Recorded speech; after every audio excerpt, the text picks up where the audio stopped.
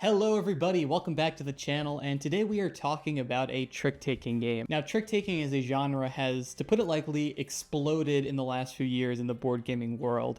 It feels like every week there are multiple new ones announced, and this is all fine and dandy unless you're someone like me and you don't really like trick-taking games.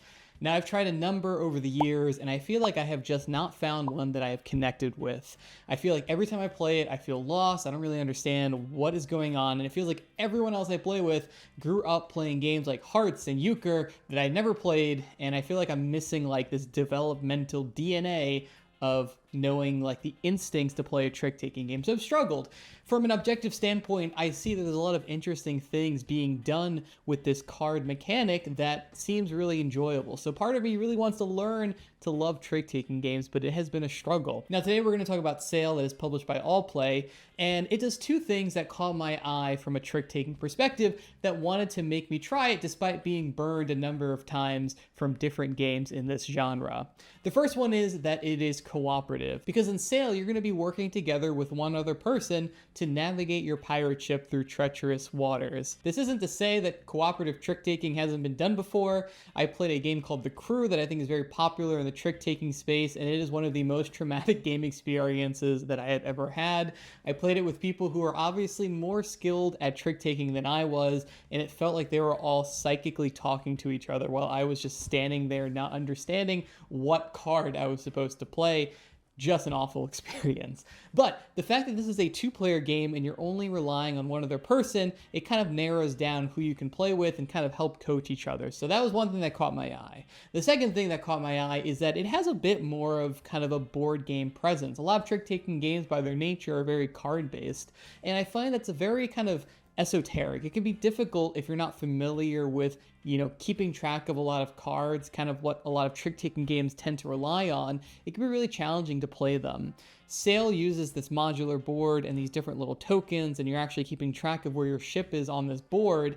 And for me, coming from more of kind of a board game space, makes it just a little bit easier to conceptualize what the heck is actually going on mechanically. So those are the two things that caught my eye with Sail. Like I said before, Sail is a cooperative game where you're going to set up this modular board using one of the 6 scenarios included in the game to set up these different tokens. You are going to always start on the left side of this board with your pirate ship token, and you are going to try to navigate it through these different obstacles in order to get to the finish line over here. And now the different scenarios range from a tutorial level up to like level 6, which is extremely hard, and I have no dreams of doing that, but it is nice that there is a scaling amount of difficulty that you can do depending on how much of an experienced trick taker you are, and as you learn to play the game more and more. Now, Sail is going to be made up of 3 different suits of cards. There's going to be these pink, orange, and yellow. It's going to be played over 5 rounds. Every round, these cards are going to be shuffled together, and you're going to be dealt 9 cards. You're going to take turns playing tricks back and forth with your co-captain and doing different effects depending on the symbols on these cards. So the way that these cards break down is that there is a couple different symbols depending on the number. 6, 7, and 8 are going to have these wheels. 4 and 5 are going to have these cannons. 1, 2, and 3 are going to have these kraken symbols and these wheels, and the mythical number 9 is going to have these mermaid tails. So the way that it's going to work is that one player is going to play a card to lead the trick, and then your partner is going to play a card to match the suit, being the color of the card. So if I led a trick with this 8 orange, my partner could play this 6 orange, and then we would resolve the effect depending on the symbols that were revealed. So if I played the 8 and they played the 6, when you play 2 of these wheel cards, that is going to trigger your ship to move in the direction of the person who won the trick, and we would move the ship 1 in my direction. Now there's a couple of different effects for these cards. Like I just showed you, 2 wheels is going to move your ship in the direction of who won the trick. 2 cannons is going to allow you to flip over the top card from the deck and then resolve an effect. And then there are going to be these Kraken cards, and that's going to introduce the way that you're going to take damage in this game. So on the board here, you can see that there are a number of these red Kraken tokens, and if your ship ever moves into a spot with a Kraken token, you're going to have to take damage. And that is represented by taking a card from the Kraken deck, and the Kraken deck is made up of the 1 and 2 of each of the suits, and putting it in your discard. And this is going to do 2 things. When you reshuffle the deck for the next round, you're going to add those Kraken cards, meaning there is a chance they are dealt out to the players. And also, if you get to the end of this Kraken deck and you haven't replenished it with any additional cards, you are automatically going to lose. So if you play a card with a Kraken symbol being a 1, 2, or 3, and your partner plays a cannon symbol, you are able to defeat or damage the Kraken, and when you deal damage to the Kraken, you're able to take the Kraken card that was involved in the trick and put it at the bottom of the Kraken deck. At the bottom of the Kraken deck during setup, there is going to be the Kraken card. And what that is going to do is instruct you to reshuffle all of the cards underneath it. If you don't have any cards underneath it, you automatically lose. And so this is something that you need to keep up with doing damage to the Kraken and replenishing that deck so that when you hit the bottom of it, you're able to keep going. One more comment on the Kraken system. You'll also notice that there's this dial here. So every time you move into a new round, you'll take a amount of damage equal to where you are on the Kraken track here. And you'll move this token up every time you reveal that Kraken card at the bottom of the Kraken deck that I had showed you before. If you reveal it too many times, you'll also trigger the loss of the game. So there's a lot of ways to lose in this game. The ocean is a very treacherous place.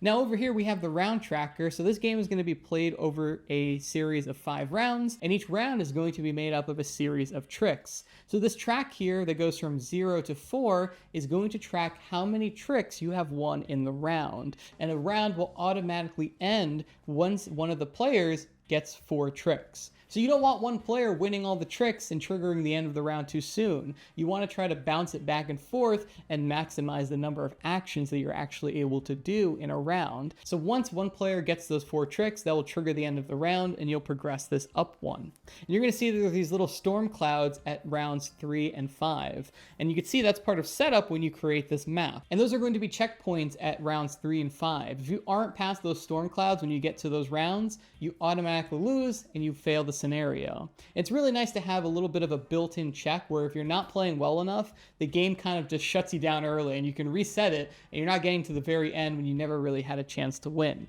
So it adds a little bit of difficulty, but I feel like it's a nice internal check of how well you're doing and where you need to be in order to complete that scenario. And that's really the gist of how you're going to do actions in this game. You can match wheels in order to move your ship, you can match mermaids to move forward, or you can do cannons to the Kraken symbols in order to deal damage to it. Now there's one more mechanic that I want to point out because it is one that has made the game way more approachable for me as a trick-taking newbie, and that is going to be the captain cards. So these captain cards are going to be dealt out to players at the beginning of the game, and these captains give you just a little bit of asymmetrical powers, where sometimes it makes a certain trick more powerful. One of them lets you play a trick after the 4th that would normally end a round. Some of them give you a little bit more information on cards that are in or out of the game. And they just all make the game just a touch easier. I think some of them are definitely more powerful than others. And I found that if you're really struggling, you can use some of the more powerful captain cards. And I feel like it creates a nice handicap. If you want to challenge yourself, you could just not use the powers or you could use the weaker ones. But I found these captains were really, really helpful to smooth out some of the difficulty, especially starting out. And now there's one more setup gameplay rule that I do want to highlight. And it is one of the things that I think has started to click what trick-taking games are all about. So like I said before, at the start of a round, you're going to shuffle all the 3 suits together and you're going to deal out 9 cards to each player. After getting those 9 cards, each player is going to exchange a single card face down with your partner. And what I have learned is that the amount of information that you condense when you give your partner a single card is immense. There's so many implications depending on the suit and the number that you gave them and what you're trying to set up. And it's so much unspoken communication in a single card. And I feel that is what people who are more experienced with trick taking see. Every time anyone plays a card, it has a lot of cascading implications and possibilities. And I feel like that simple part of round setup really started to make that click for me. It also helps you really start to communicate with your co-captain, where you're going to exchange those cards and you really have to read into what it is that they kind of wanted you to do with it. Because there is a little bit of limited information in this game, you can't just say, okay, yeah, I have the 6 orange, you play the 7 orange, right? That'd be a pretty boring game. There's a little bit of limited communication going back and forth. You can talk about your general goals for how you want to navigate this, but obviously you can't tell them the exact cards that you have. And so exchanging that single card at the beginning of the round is so critical in kind of implying what else you might have in your hand. And if you're enjoying this video, please consider liking and subscribing to join the channel. I do a lot of reviews and previews and playthrough videos and all sorts of board game content. In August, we are going to be going to Gen Con, so a lot of exciting coverage and content coming from that, and I would love to have you on board the channel. Anyway, back to our sailing adventure. So after a number of games of sail, I asked myself, was this the trick-taking game that finally started to make the genre as a whole start to connect with me? And I think this game does three things that kind of helped get me there and made it maybe a smoothed out experience as someone who, again, has had a rough time with trick-taking in the past. The first one is that very simple card exchange at the beginning of a round. I think that really taught me how much you can read into a single suit and number that your partner is giving you, and kind of read into what you should play and what you can play and what you can kind of match them with. But to me, it really taught me kind of how much information you can glean from a single card. The second thing are these captains. I think the captains really give a nice crutch, like a little bit of a power that you can use to kind of guide what tricks you want to play and inform your decision making a little bit. Sometimes a lot of tricking games just give you a bunch of suits and cards and kind of expect you to figure it out. I find that the captain's powers really help to just give you that little bit of step forward.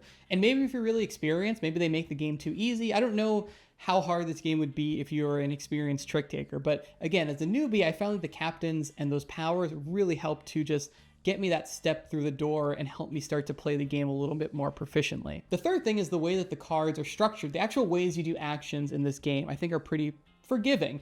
This game is challenging, but it still feels like the act of doing tricks and doing actions still feels approachable. Because there's only 3 suits and there's only 9 cards of each of them, there's really not that many cards to keep track of. It feels very doable. I feel like I could keep track of what my partner might have, and it really helped me to start to form those strategies round to round and how we can most efficiently do actions and move across the board. A lot of trick-taking games, sometimes I would get overwhelmed. There's just too many cards, and maybe I'm just not good at like keeping track of cards and what has been played and what hasn't been played.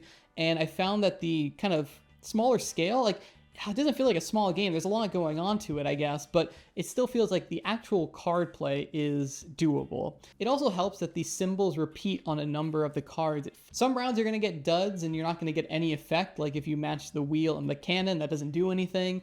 But more often than not, it feels like there's enough, wiggle room and flexibility in order to play tricks and maybe screw up. That isn't true for some of the harder difficulties. I think you need to play extremely kind of efficiently, but some of the easier difficulties I found are still, forgiving enough that you can make a few mistakes and learn while still making progress on this board. So I think between those 3 things, I found it as a very nice onboarding point for trick taking. And it really helps start to make those like brain connections of understanding trick taking games. And I hazard to say card counting because that sounds like reductive. It makes it, there's more mechanics than just card counting, but keeping track of cards and just starting to develop that like instinct of what cards should be played and what suit you should play.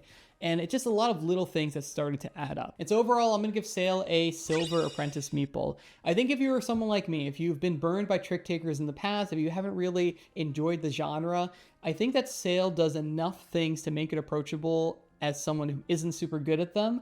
I think it's a really good one. I think the fact that it's cooperative, that you can choose your partner. If you're playing with someone who's really experienced, they can kind of coach you between rounds. They kind of like help you understand the mechanics. Or if you're playing with someone who's also very new, you can kind of figure it out together. I think the fact that it's just one person you're playing with helps to lower like the intimidation level. Like I've played trick-taking games with people who obviously have been playing them their whole lives, and it feels like you are in a different league than them, and it can be really intimidating and kind of just take the fun out of the game.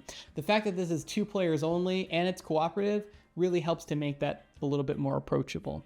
So I think if you have wanted to dip your toes into trick taking, but maybe are intimidated, I think Sail's a good one. I think the fact that it has a board for me as well is a big point. It helps me just conceptualize what we need to do, what tricks we need to win, and just kind of takes like the card esotericness and helps to, make it visual, which is helpful for me.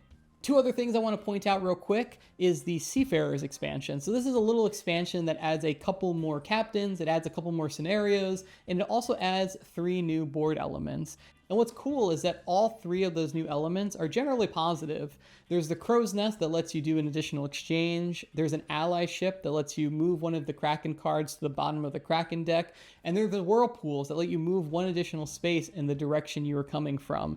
Sometimes that will slam you into a Kraken tentacle, but sometimes you can get a lot of big movement using those whirlpools to your advantage. So it's a little expansion. It's one that I've actually enjoyed playing with more often than not. One more thing to mention is that there is a sequel coming out to Sail very soon called Sail Legacy.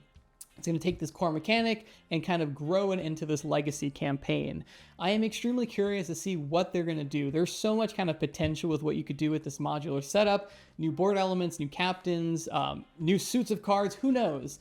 Part of me is a little intimidated because I find that this game is just the right amount of approachability for me. I'm curious to see how they're going to tackle it from a legacy standpoint. If it's going to kind of just throw things at you, or if it's going to kind of gradually start very simple, maybe even simpler than this, and continue to add and add. So I'm very curious to see what their plan is on adding, new things to the sale formula, but I'm very excited nonetheless. I'll have a link to it down below if you want to check it out. I'd also like to thank AllPlay for providing a review copy for the video, and while they do provide the game, they have no editorial input on the video. And so I hope you enjoyed my review of Sail. If you're like me, and maybe you've had some trepidation or have been burned by trick-taking games in the past, maybe Sail will be a good fit for you. If you have any questions about Sail, let me know in the comments below, and I'll be happy to answer them.